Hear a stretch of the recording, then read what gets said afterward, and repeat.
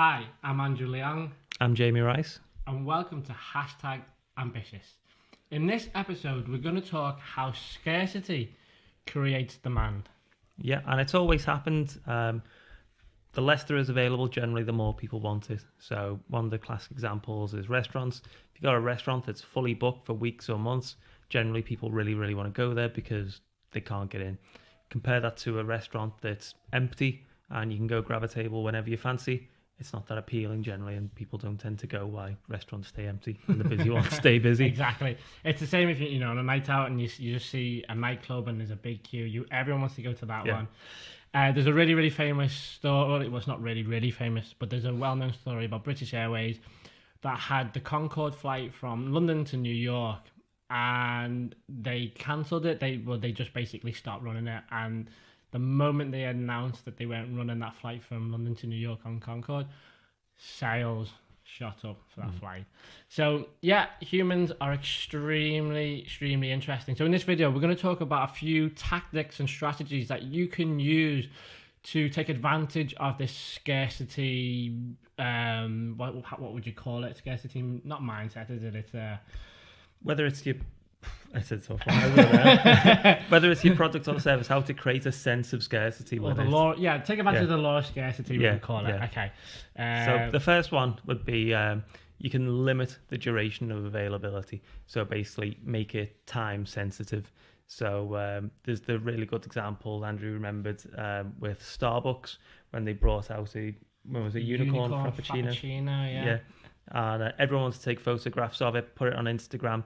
And it was really time sensitive. It was only available for a couple of days, so everyone was flying to Starbucks because they knew that if they wanted to get it, they could only do it in the next couple of days. It wasn't like, oh, I'll get round to it or I'll get one next week, wherever. The time sensitivity made people get there. So it can be a good idea to think, what could you do in your business that you could make, an appealing offer, a new product, an alteration on the product that's only available for a certain period of time that's going to make people want to get in touch. Now, you can't take a product that you're selling all the time and do it, because humans are with the internet as well. Everyone's quite smart, and if you take your standard product and you can only get this for 2 days, it's not going to work.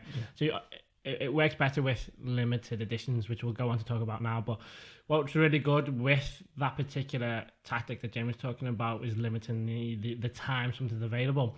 Is humans fear losing something more than they fear gaining something. Or the power of losing something is far greater than gaining, and it's just something that you should be aware of.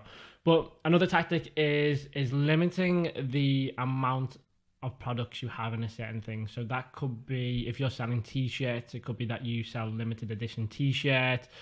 Whatever it is, you create a set number of products, and then once they run out, that's it. Yeah. You don't make them anymore. You can't get hold of them. What you will find then is that they'll probably end up on eBay, even sky higher, as customers will try and trade them. The Johnny Cupcakes is a well-known t-shirt brand that does that very, very well.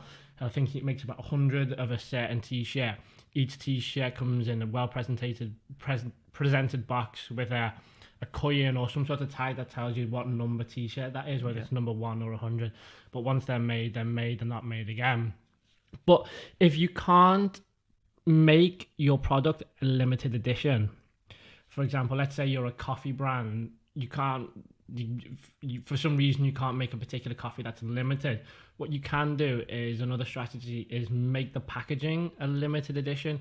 So for a certain period of time, make the packaging something that people would want to keep forever, whether that's a really great design. One of the good ones recently was, I think it was Costa Coffee, wasn't it? Who did the Pride? When I haven't seen that, but I could imagine. It's like a multicoloured one for Pride, and it absolutely blew up on Instagram because everyone was taking photographs. It was about 3-4 weeks ago. Everyone was taking photographs of the Costa Coffee cup because it was all multicoloured. This should just be the coffee episode, actually. I think the Starbucks.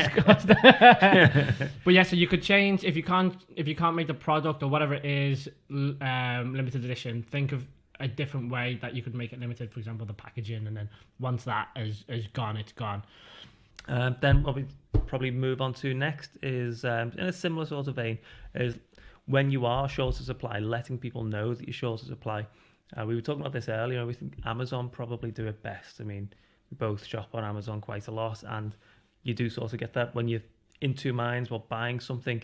You can get that moment of panic sometimes when you've got the sort of Amazon message saying, in short supply, or there's only 3 available, or less than 10 available. Can't remember exactly what the phrase is now, but when you see that, me at least, it does make me think, oh, I'd better buy this. And it's a very, very simple tactic. Just people will assume, or they'll put things off, or they'll be busy. So there's no sense of urgency there, unless there is for another reason. So they might just think, oh, I'll buy it tomorrow, I'll buy it next week, and then it never comes, and then they end up forgetting about your product.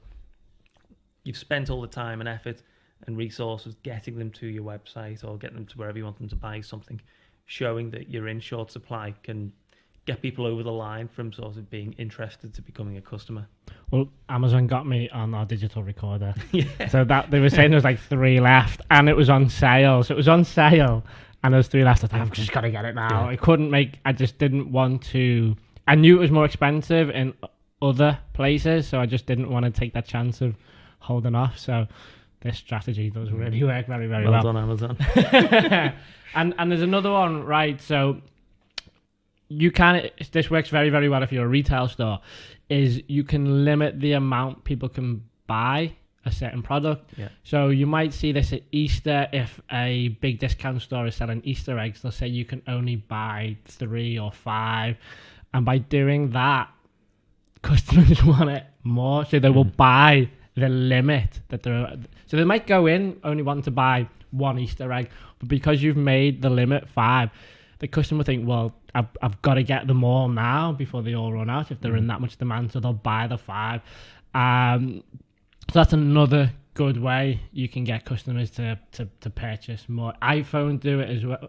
Apple do it as well. I don't think they do it as a tactic, but when like a new iPhone is released, they will only limit 1 or 2 per customer, if I remember that correctly. I'm not too sure if that is... It comes out in stage as well, because, I mean, that's why everyone queues up around the block to get the iPhone, because they are in limited supply.